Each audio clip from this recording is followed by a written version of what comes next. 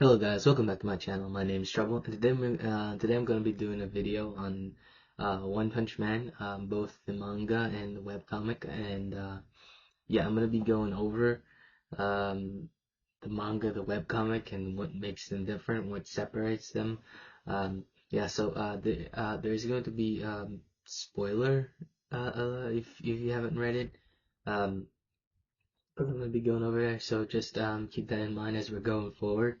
Um, yeah, let's just jump right on it. So, quick background. Um, I got into One Punch Man with the anime. That's how I got into One Punch Man. And then the anime kind of ended, and then because I didn't want to wait, I got into that's how I started reading the manga. Um, uh, I've always heard about the webcomic, obviously. I've heard about it, but I never really got into it. I never really read it. There were times when I was, because of being in the community, I would like hear things that happened in the webcomic, and I would go over to the webcomic to check out, what happened in the webcomic to see, just for context and stuff like that. Yeah, but I never really read the webcomic at all. Um, uh, until a while ago, I started getting into it more, and I started reading it, and unbeknownst to me, there is like a huge thing where it's like webcomic versus the manga, where a lot of people believe that manga is trash now. So yeah, um, we'll get into that later. And the webcomic is better, and yeah, and so that's the whole thing that I've been getting into and looking into as of late. And yeah, so that's just like a background of my relationship to it. And just going into this, I have read the webcomic, and I have to say I like the webcomic more than the manga now. I'm sorry. And I'm going to explain why, and I'm going to explain why. And I think hopefully the reason that I give is a great reason, or it like verbalizes why a lot of other people don't like the webcomic more, because I think I've gotten it.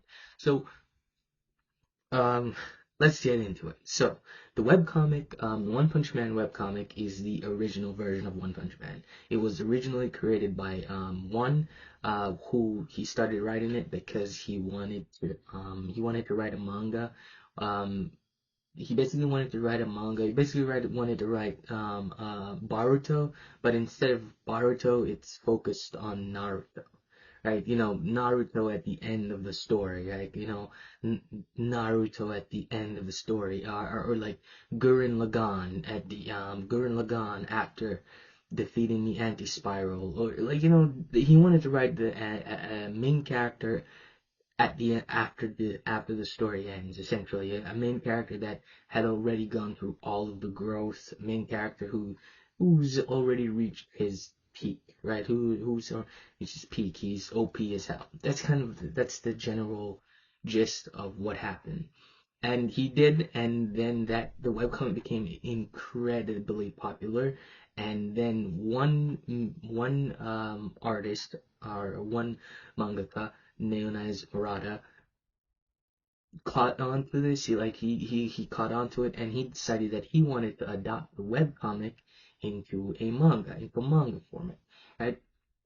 So an official manga. He wanted to make the webcomic like an official manga, and this is how we get the webcomic and the manga.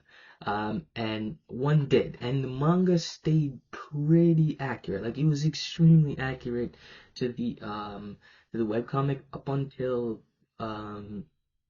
the Garo introduction arc. And this is where like the big changes started to to be made, started taking place, because we get a whole different arc, which is the martial arts tournament arc that we did not get in webcomic. Um, so that's where the diversion stayed. But generally speaking, the story stayed on, because even the martial arts tournament arc was just like like I feel like the martial arts tournament arc is very good because it kind of made things make more sense in the general context of the story. So I don't I love the martial arts tournament arc. I love Goketsu. Goketsu was not in the originally in the webcomic. Orochi was also not originally in the webcomic. So there was a lot of additions that the manga made that I really like, and I think that a lot of fans like. A lot of fans like, and yeah, and so that's the webcomic manga. That's the webcomic manga. Now a whole thing starts because the manga starts to drift. It starts to, like I said, after the Boros invasion arc, going into the Garo introduction arc, not after King arc, going into Garo introduction, the manga starts to drift. Like it starts to move away from the webcomic, right? That's where it starts to be different, but the differences are not really that big, right? And the manga, so the manga starts to drift away, and this is how you get the manga versus the webcomic, because the manga starts to drift away from it. Um, a lot of people say that the manga, it's not fun. It's not it, it's different from the webcomic because, well, it's not the webcomic. Like that's the best thing I could come up with, right? Because the reason that they give, okay, this is just my opinion, and I just want you guys to keep this in mind as I'm going into this, because this is my opinion. The reasons that they give they really don't apply. Like they just don't apply. Because the reason why in my opinion, the reason why the webcomic is different from the manga is that the manga focuses a lot less on Saitama. The webcomic is exactly what I explained it. It's literally the webcomic. It's literally a story about a guy who's already gone through all of his growth, who already has all of his gears from One Piece. It's basically Luffy at the end of the One Piece after One Piece.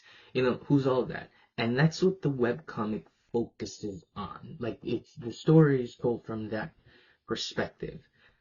And but the manga focuses a lot more. The manga gives a lot more focus and a lot more attention to other characters. It gives you a lot more insight on the other characters. It gives them a lot more. It shows you their perspective more. It's not just the story being told from Saitama's perspective, right? It's not just Saitama's story. The focus of the webcomic is a lot more on the manga is a lot more on other characters. Other characters get a lot more development. They get a lot more focus. They get a lot more because in the webcomic, especially, you have like Flashy Flash. Go if you read Flashy Flash in the webcomic, Flashy Flash's introduction during the Monster Association arc it was just this guy showed up and then he's like, oh yeah, people say my fights end faster before they even begin, right? He gives that, and then he cuts off those robots' head. But when you read that, you get the impression that this is from Saitama's perspective. Like you're reading this, and you're like, it's like you're reading Flash saying that to Saitama, and you, the audience, you already know that Saitama is like you already know how Saitama would see that. Right? Flash. This is being told from that's being told from Saitama's perspective. Like it's like when you see that fight in the webcomic with Flash, yeah, it's like imagine if Saitama was there and he's saying that to Saitama. Like exactly, that's the feeling you get. You feel the same way Saitama would feel in that situation if you had someone bragging about if you he had someone bragging about their powers to them. But in the manga, it's not being told from Saitama's perspective. It's being told from Flash's perspective. That's what you're told. And so the feeling of the manga is completely different. And so you get a completely different feeling from the manga, even though the situations are the same, and the manga is really just more expanding on a lot of the things that the webcomic does. It's it's just the focus. The focus has shifted. The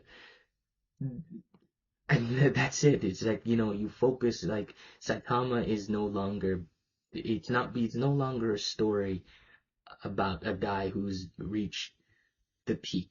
It's more of like, here's a story, here we're being told the story, and our main character is overpowered as hell. Right? It's less the One Punch Man and more the OP man, the overpowered man. Right? I don't know if that makes sense, but that's what I got when I after I've read both the manga and the webcomic, is that the manga just focuses a lot less on Saitama's perspective. The manga tells its story. The manga doesn't tell its story specifically from the perspective of Saitama, and the manga, it's a lot less gaggy. The manga is a lot less has a lot less gags in it and stuff like that. So yeah, that's One Punch Man, webcomic versus manga. Like I said, um, the main focus is the main difference is focus. That's the difference. That's what it is. A lot of the things is just the manga expands on a lot of things, and I think that makes it better. It gives a lot more, but the focus isn't really from the perspective of the writers writing the manga is not the same perspective. They don't have the same perspective as writing the webcomic. Like, and so even though you're being told the same story, you get completely different feelings from it, because the writer's perspective on the manga and the webcomic, they're completely different. They're writing it from two completely